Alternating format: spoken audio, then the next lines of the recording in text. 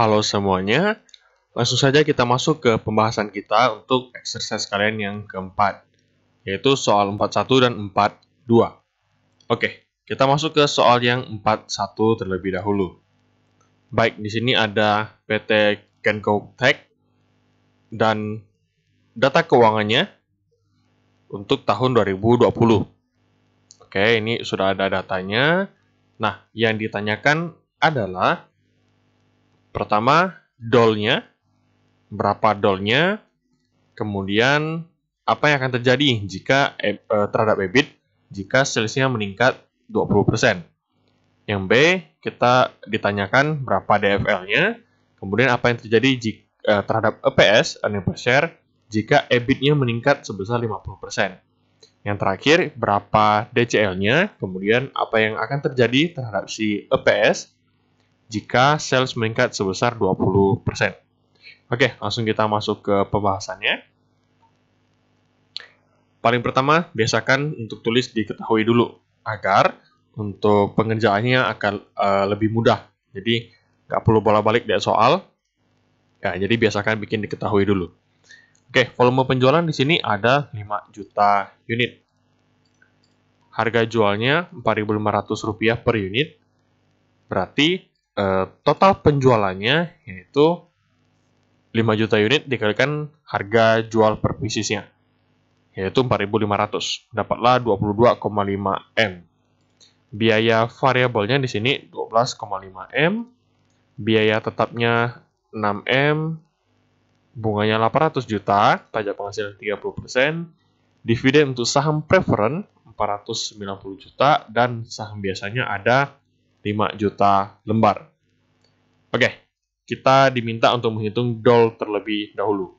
Jadi yang A, kita untuk menghitung DOL. Nah, DOL pakai rumus yang mana? Kalian lihat kembali di materi kalian, ada 2 rumus. Ada yang pakai persentase perubahan EBIT dan perubahan penjualan. Nah, itu rumusnya tidak bisa kita gunakan. Kenapa? Karena di sini yang tersedia hanya data untuk 1 tahun saja, yaitu 2020. Oke, berarti otomatis pakai rumus yang kedua. Nah, berarti penjualan kurangi biaya variabel. Saya masukin angkanya di sini, saya langsung munculin. Oke, penjualannya, biaya variabel dan biaya tetap. Dikalkulasikan, dapatlah DOL sebesar 2,5. Nah, artinya apa? Berarti setiap kenaikan 1% sales atau penjualan akan mengakibatkan si EBIT juga naik sebesar 2,5%. Jadi 2,5 kalinya. Sales naik 1%, EBIT-nya naik 2,5%. Nah, ditanya di soal, apa yang terjadi nih kepada si EBIT jika salesnya naik 20%? Berarti, jika penjualan meningkat sebesar 20%, maka EBIT juga akan meningkat sebesar 50%. Dapat dari mana? Dapat dari jumlah peningkatannya, ini 20% dikalikan dengan DOL-nya, yaitu 50%. Lanjut, DFL. Oke, DFL itu ada 3 rumus kalau nggak salah saya. Rumus yang persentase sekali lagi tidak bisa dipakai, karena di sini cuma ada data 1 tahun.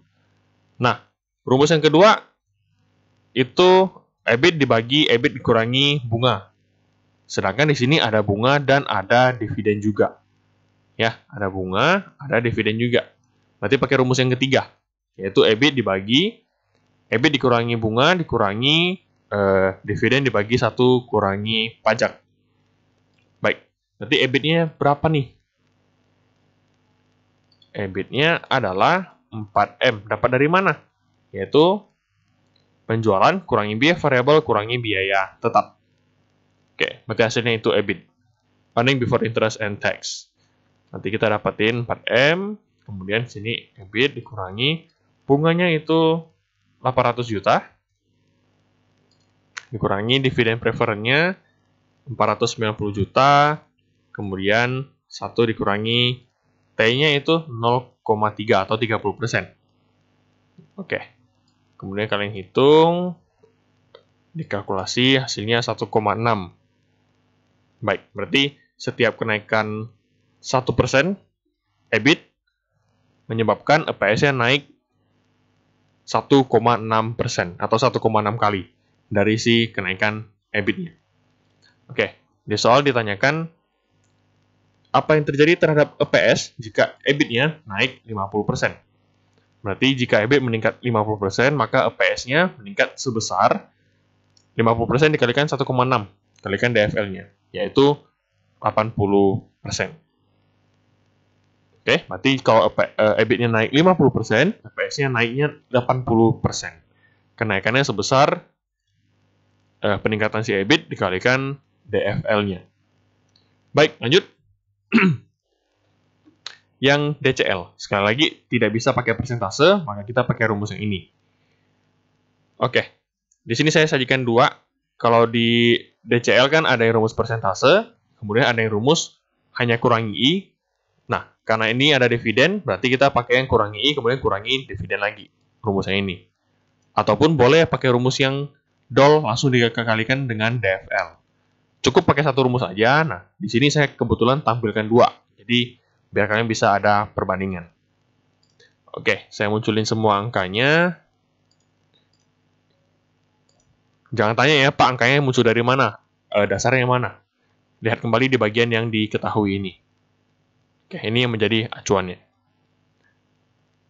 Berarti saya munculkan, kemudian dikalkulasi, dapatlah 4. Ini 4 ya, bukan 3 koma. Ini pas 4. Oke. Atau, misalnya DOL dikalikan dengan DFL. DOL-nya itu 2,5, DFL-nya 1,6. Baik, dikalikan dapatlah 4. Ini juga sama, bulat full, dapatlah 4. Jadi sama, mau DCL pakai rumus yang atas atau rumus yang ini, hasilnya sama. Ya. Nah, artinya apa? Jadi DCL ini kalau kalian perhatiin, DOL hubungannya antara penjualan ke EBIT. Kemudian, kalau EBIT ke bawah lagi, EBIT ke EPS itu degree of financing leverage. Ya. Kalau yang combination leverage itu hubungannya dari atas, yaitu penjualan ke paling bawah, yaitu EPS. Ya. Nah, di sini dikatakan apa efeknya terhadap si EPS jika salesnya naik 20%. Berarti kalau 20% salesnya naik, EPS-nya naik berapa? Yaitu naik 80%, naik 4 kali lipat. Oke, jika penjualan naik 20%, maka EPS naiknya 4 kali lipat atau dikalikan 4 sama dengan 80%. Baik, jadi soal yang 4.1 selesai. Kita lanjut ke soal 4.3. Ini 4.2 yang kemarin jadikan contoh soal dan sudah saya bahas sebelumnya. Nah, soal 4.3. Oke, jadi di sini sudah ada beberapa data. Nah, hal pertama yang harus kita lakukan, kita hitung dulu berapa fixed cost-nya, berapa variable cost-nya. Oke, nanti untuk soal kalian bisa baca sendiri ya. Saya langsung masuk ke pembahasan. Nah, yang pertama kali kita kerjakan, saya selalu dari diketahui dulu. Oke. Saya diketahuinya hanya yang 2021. Kenapa? Karena kalau kalian perhatikan, data 2020 ini sebenarnya tidak hanya diinfokan di soal, tapi tidak ada dipakai di mana-mana. Hanya ya informasi tambahan lah, tapi tidak digunakan untuk perhitungan apapun. Oke, jadi saya cuma tulis yang 2021. Nah, penjualan bersih, bahan baku langsung, tenaga kerja langsung, BOP, general admin expense, sales expense. Oke, saya masukin semua. Saya hanya munculin aja copy paste. Bunganya 296, 160, pajak 30%, cash dividennya 3M sekian. Oke. Kemudian di sini data tambahannya harga jual produk per unit tahun 2020 Rp1.000. Mengalami kenaikan 22,5% pada tahun 2021. Berarti dari yang 1.000 naik 22,5%. Berarti harga jual per unitnya menjadi Rp1.225 per unit. Oke. Berikutnya, alokasi biaya diketahui sekian-sekian. Nah, berarti kita diminta untuk hitung dulu fixed cost-nya berapa, variable cost-nya berapa secara total. Oke. Untuk informasi tambahan, di sini bahan baku langsung sama tenaga kerja langsung itu full fully semuanya variable cost. Ya, jadi namanya bahan baku langsung, namanya BTKL itu semuanya variable cost. Tidak ada yang fixed cost. Fixed cost-nya pasti 0, 0. Itu kosong. Jadi bahan baku langsung sama BTKL itu merupakan komponen dari variable cost. Nah, si BOP baru bisa aja ada yang sebagian fixed cost, sebagiannya variable cost. Ini lebih rinci nanti kalian ketemunya di akuntansi biaya. Oke, kita pisahin dulu untuk fixed cost dan variable cost. Di sini saya bikin tabelnya.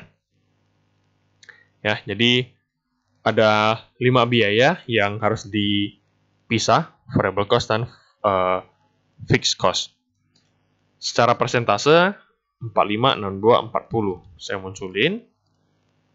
Oke, yang variable cost-nya 55, 38, 60. Oke, saya munculin persentasenya. Nah, kita kalikan dengan masing-masing biayanya. Oke, ini juga sama masing-masing biayanya. Langsung saya munculkan. Baik, saya totalkan. Nah, maka dapatlah fixed cost-nya berapa, variable cost-nya berapa. Oke, setelah itu baru kita bisa menghitung. Saya hapus dulu yang di screen. Kita diminta hitung BEP, DOL, DFL, DCL tahun 2021. Oke, kita coba hitung dulu. Nah, BEP.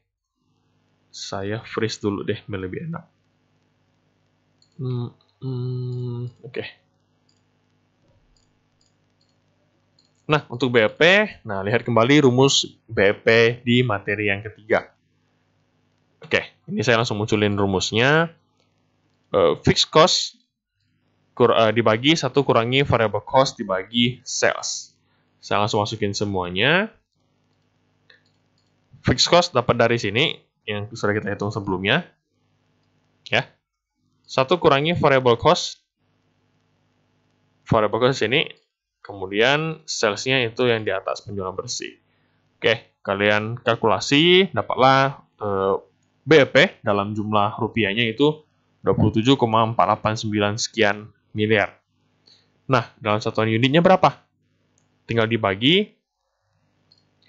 Kenapa saya tidak pakai rumus? Karena ada beberapa informasi yang kurang lengkap. Jadi, tidak bisa kita hitung. Maka, biar lebih simpelnya, pakai cara ini juga boleh. Jadi BEP yang sudah kita dapatkan dalam jumlah rupiah, kita bagi dengan price-nya. Oke, jadi BEP dibagi dengan price yang baru, 1225, dapatlah BEP-nya dalam satuan unit, 22.440.289 unit. Oke, untuk DOL-nya. Jadi sekali lagi, kita pakai rumus ini, karena rumus yang persentase tidak bisa digunakan. Oke, misalnya ada yang nanya, Pak, itu kan ada data 2020, data 2021. Iya, datanya memang ada 2 tahun.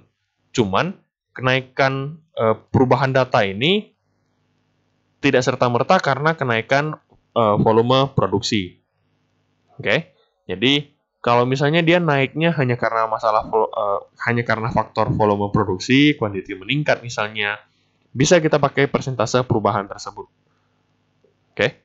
Namun kalau memang karena ada penambahan biaya tetap, terus ada perubahan karena faktor lain, maka untuk rumus yang persentase itu tidak bisa digunakan.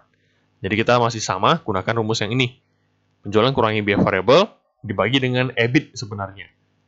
Namun di sini saya rincikan penjualan kurangi biaya variabel kurangi biaya tetap.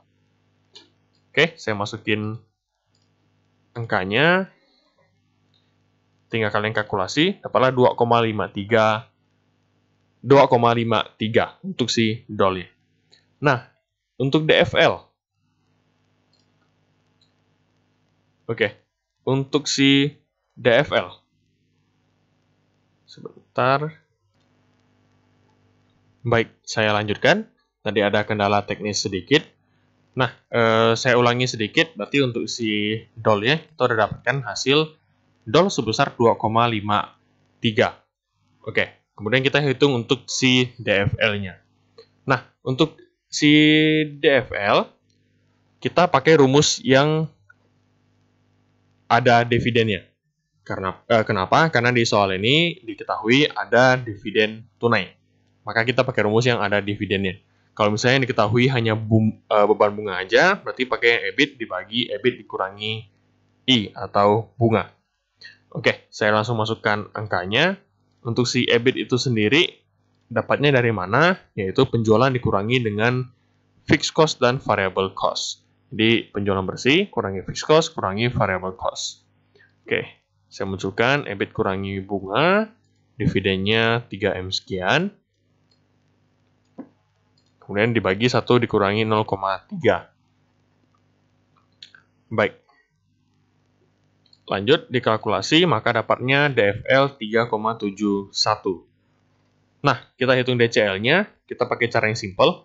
DOL 2,53 dikalikan DFL 3,71. Dapatlah DCL-nya 9,38. Oke. Nah, ditanyakan lagi sama si soal, apa yang terjadi nih terhadap si EBIT dan EPS jika penjualannya naik 30%. Baik, jadi kalau hubungannya antara penjualan, saya hilangkan dulu. Hubungannya antara penjualan terhadap EBIT, berarti pakai yang mana? DOL, DFL, atau DCL? Jawabannya adalah pakai DOL. Karena penjualan ke EBIT itu DOL.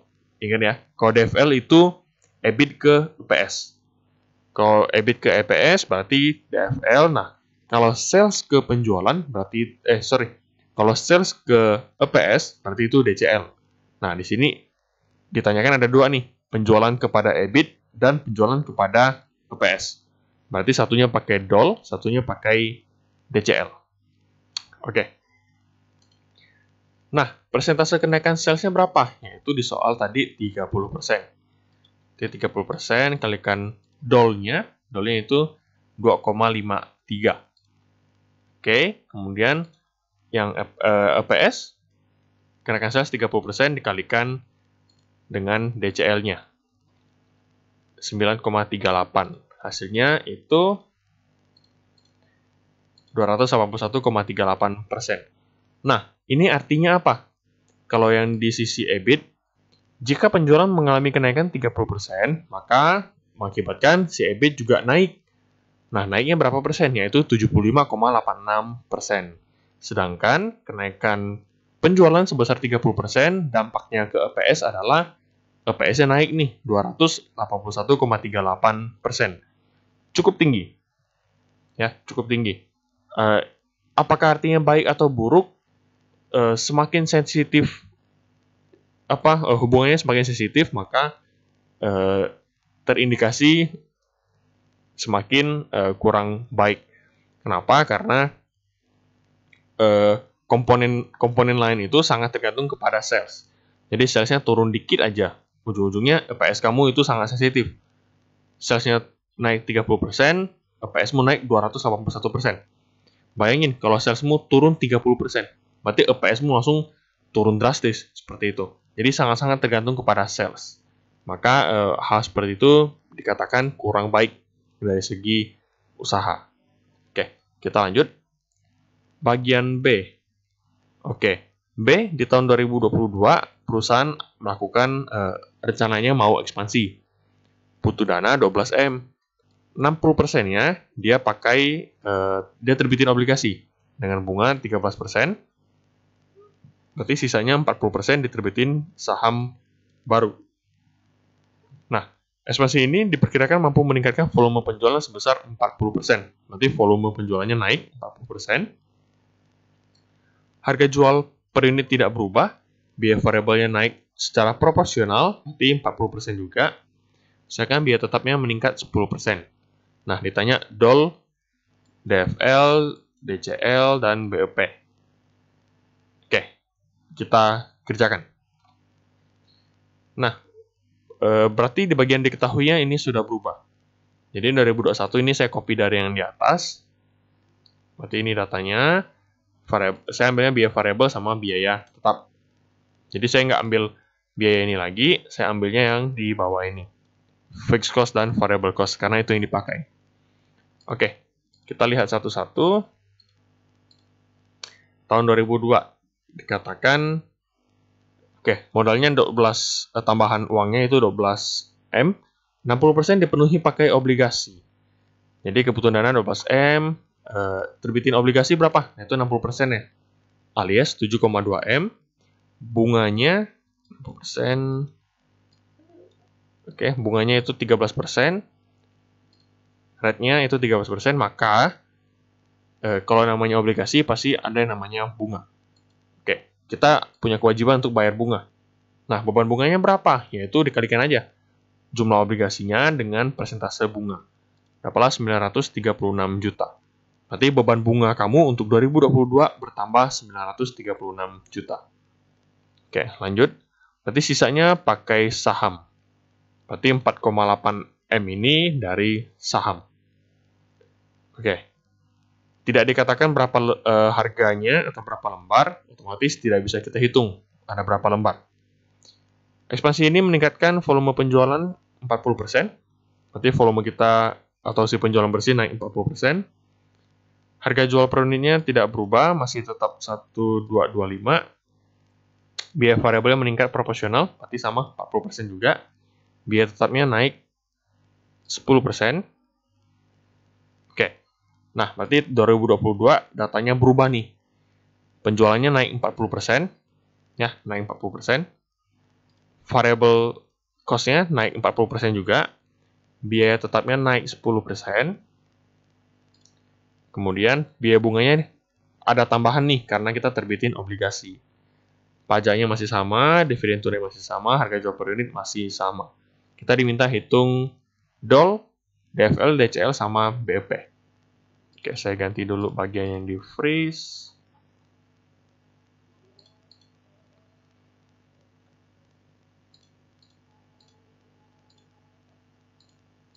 Oke, nah ini data untuk yang si perhitungan DOL-nya. Masih pakai rumus yang sama. Nah, saya masukin angkanya. Ingat, base-nya itu dari 2022 ya. Jangan sampai salah. Saya kalkulasi, dapatlah 1,90. Itu untuk DOL-nya. Nah, untuk DFL. Kita masukkan juga EBIT-nya. Rumusnya masih sama ya, karena masih ada dividen. Berarti masih pakai rumus yang sama. Nah, EBIT-nya 14M sekian. Penjualan kurangi biaya variabel, kurangi biaya tetap. Oke, kemudian bunganya jadi 1,2M, kita masukin. Di sini ada dividen. Oke, saya langsung masukin angkanya. Baik, jadi dikalkulasi aja semuanya. Ini saya lihat cara perhitungannya. Dapatlah DFL 1,85. Nah, kita kalikan DOL sama DFL, dapatlah DCL-nya 3,52. Oke, berarti itu sudah kita dapatkan. Nah, BEP. Kita hitung BEP-nya dalam jumlah rupiah, fixed cost. Oke, fixed cost-nya ini 12,9M. Dibagi 1 kurangi variable cost 36M-an, dibagi sales 63M-an. Oke, dikalkulasi dapatlah 30,238 sekian miliar. Itu BEP dalam rupiahnya. Dibagi dengan price per unitnya, price per unit tidak berubah, masih 1225. Nanti BEP bagi price, dapatlah BEP dalam satuan unit. Oke, berarti untuk yang tahun 2022 sesudah ekspansi sudah selesai. Nah, yang C, ditinjau dari sudut operating profit margin dan kontribusi margin, apakah kebijakan ekspansi ini boleh atau layak kita laksanakan. Nah, kita coba lihat hitungannya. Jadi ini saya hanya merekap ulang aja data yang 2021 dan 2022. Ya, saya hitung dengan versi laba rugi biar lebih gampang kita ngeceknya. Oke, saya unfreeze dulu.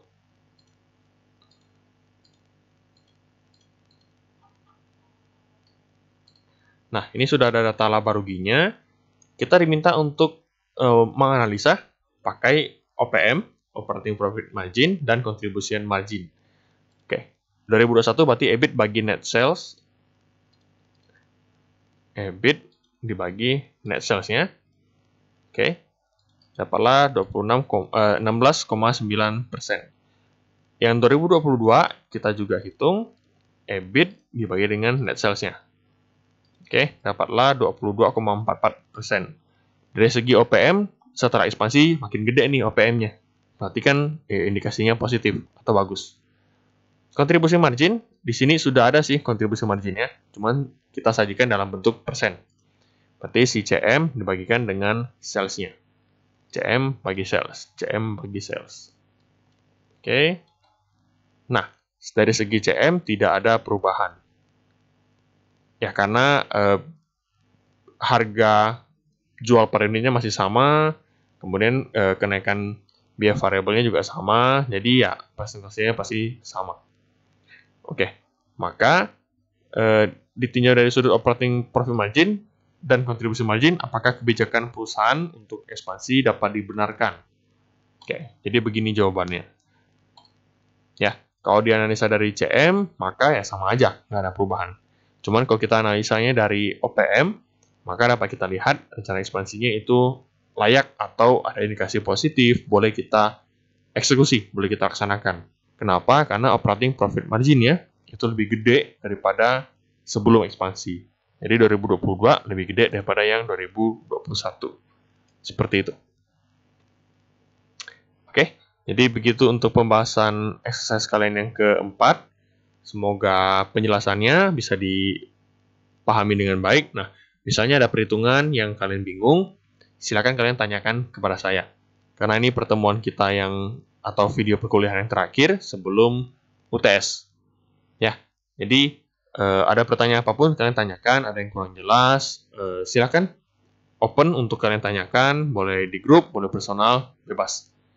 Ya, jadi seperti itu. Semoga bisa dipahami dengan baik, semoga kalian bisa memahaminya, bukan dihafal mati ya, tapi dipahami konsepnya, dipahami logika berpikirnya, rumus yang kayak gini, dengan kondisi apa kita baru boleh pakai, rumus kayak gini, kondisi apa baru boleh kita pakai, seperti itu. Oke, saya akhiri untuk videonya. Jika ada yang kurang jelas, ada yang salah kata atau apa, ada yang kalian bingung, silakan kalian tanyakan. Ya, saya akhiri videonya. Sekian dan terima kasih.